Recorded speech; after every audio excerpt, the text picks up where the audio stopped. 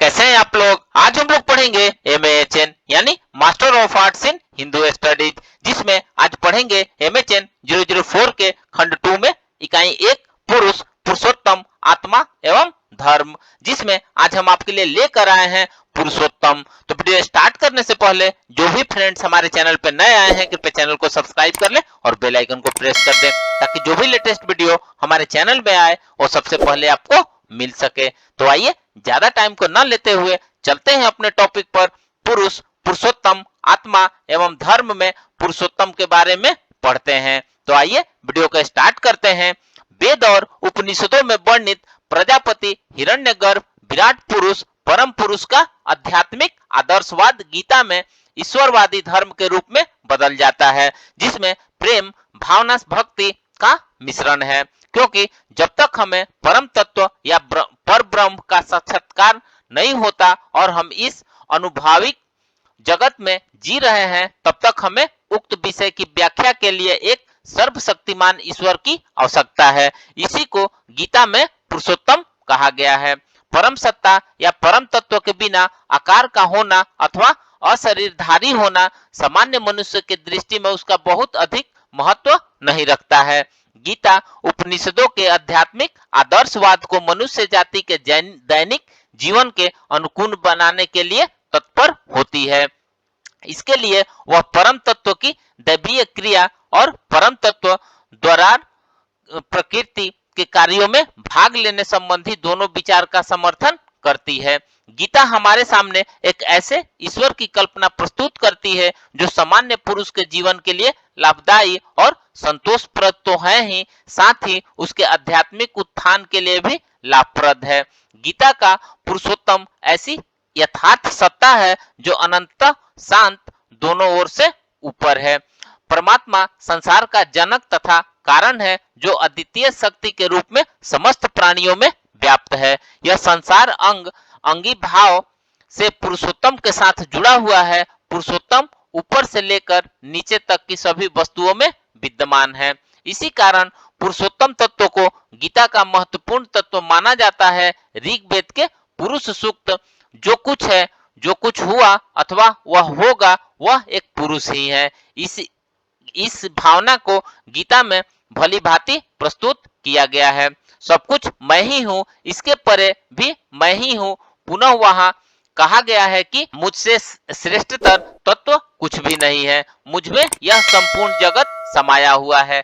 गीता में सांख्य दर्शन का प्रतिपादन अनेक जगहों पर हुआ है। सांख्य दर्शन की द्वैतवादी मान्यता अनुसार इस संपूर्ण जगत के कारण के रूप में जड़ प्रकृति ही मूल तत्व है। इसे अव्यक्त या प्रधान भी कहा गया है। चेतन पुरुष तत्व निष्क्रिय तथा असंग है, वह सृष्टि रचना के कार्य में भाग नहीं लेता।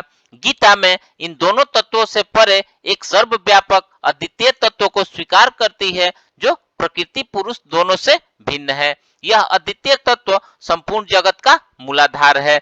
गीता के अनुसार पदार्थों की संख्या 3 है और उन पदार्थों को पुरुष कहा गया है। ये 3 पदार्थ है क्षर, अक्षर और उत्तम पुरुष। गीता में उत्तम पुरुष को ही प्रकारांतर से पुरुषोत्तम कहा गया है तथा वेद में पुरुषोत्तम नाम से प्रसिद्ध हूँ। अतः गीता सर्वेश्वरवाद से ऊपर उठकर पुरुषोत्तम का व्याख्यान करती है। यहाँ पर ध्यान देने योग्य है कि अक्षर ब्रह्म तथा पुरुषोत्तम में भेद है।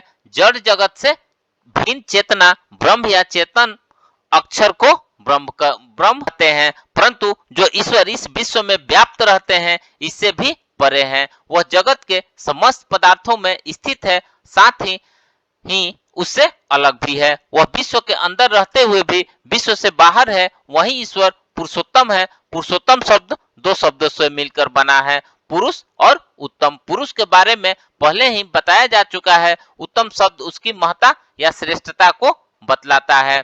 आइए अब नेक्स्ट पढ़ते हैं परा और अपरा प्रकृति।